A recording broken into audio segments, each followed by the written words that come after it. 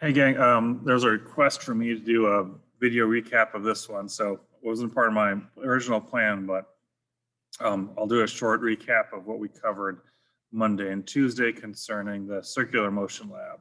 So the warm-up had something spinning at 45 RPM, which is a rate that records tend to spin. And there's a sticker traveling at 0.5 meters per second. So what is the distance or the radius of the sticker from the center of the record? So I was asking you to go onto this Google Doc and to type in your answer here. Okay, so as we work through this, our final goal is V equals omega times R. We want to find R, right? Okay, so we know V, okay, and we know omega in one form, right? RPM.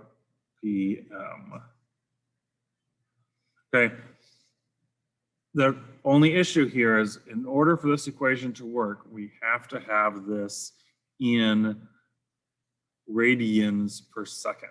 That's the only way these units work here. So if we multiply by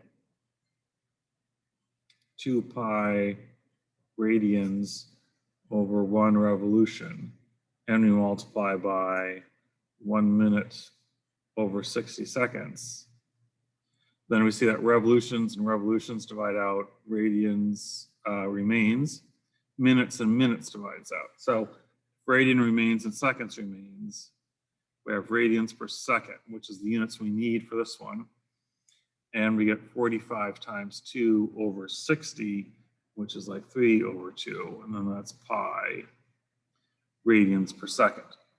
Okay, so I'm going to leave this as units of pi here for as long as I can. Okay, all right, so now if we have this equation, we're going to have 0.5 or 1/2 meters per second equals 3/2 pi radians per second, and all that times R. Okay, so R is going to equal 1 over 3 pi, okay, meters, which is also equal to 0.106 meters approximately. Okay, so that is the warm-up. All right, so let's come back over to, where's my screen?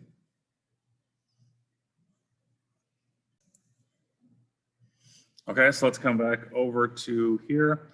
And now we're going to look at the circular motion lab. So the idea is we're going to have one thing spinning. We're going to measure the angular velocity and calculate the linear velocity. And then we're going to use that linear velocity to, which is going to be when they're touching. Okay, the merry-go-round example. When they're touching, this linear velocity equals this linear velocity, and we can also calculate what this angular velocity will be. And then in part B, we can find the angular velocity of the second piece. And then finally in part C, we're going to have a completely different scenario of something swinging from a string. So let's start with, just like we talked about in the example problem, the one piece tying linear velocity and angular velocity is the radius. All we do is factor the radius out of all of these pieces to get all of these variables. So, I've said this a number of times.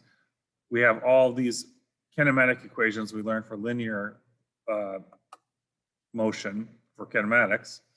And if we factor out a radius out of every one of these distance type variables, then we get a mirror image of those equations, only radius has been factored out.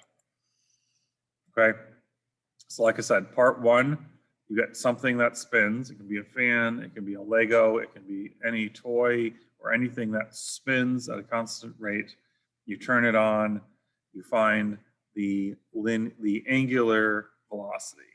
Okay, by the way, if you have a marker or a Post-it note, and you can mark one spot. That makes it a lot easier to video and to track how many times it turns. Okay. So if you figure out based on measurement your revolutions and your seconds, then you get revolutions per second, and then you do your radians per second, and you can find your linear velocity based on mathematics. And then you put your car on the table and you let it grow across the table, and that will see if that linear velocity of this one equals the linear velocity that you predicted here. Next, once we know this angular velocity and this linear velocity, we take it up to the next one. If they're touching, the linear velocities will be equal to each other, and we can use the radius to now estimate this angular velocity. Okay, so we can now use the mathematics to estimate its angular velocity, and then you take another short video. Again, a Post-it note or something is very helpful so that you can see it moving. It's very hard if there's lots of different sticks or legs moving on the hubcap, basically, then it's very hard for your video to pick it up. But if you just have one clean, strong line, whether a Post-it note or a marker, it'll be much easier to detect the motion. Okay, and of course, if you the better camera you have and the more high speed the video production, the easier this will be. Okay, now if it's moving so fast that your video production really isn't very efficient, then you go with as best you can. So the things like a box fan set at high is very hard with the technology we have either in this classroom or at home to get a good measurement. Okay, so you try to slow it down as much as you can to make your measurements easier.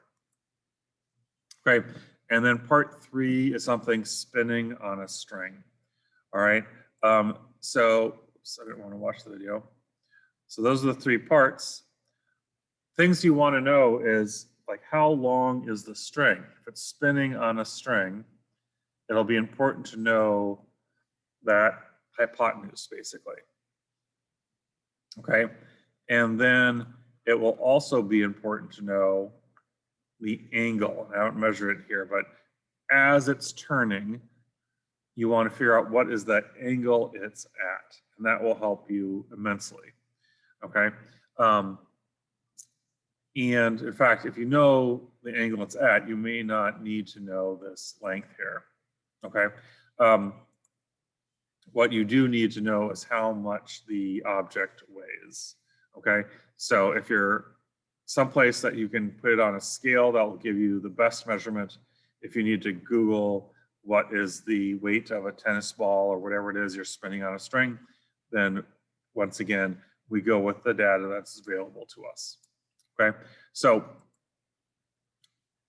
what I saw today, the students I had in class, it was a small class, but those I saw, they were able to get down and start part 3.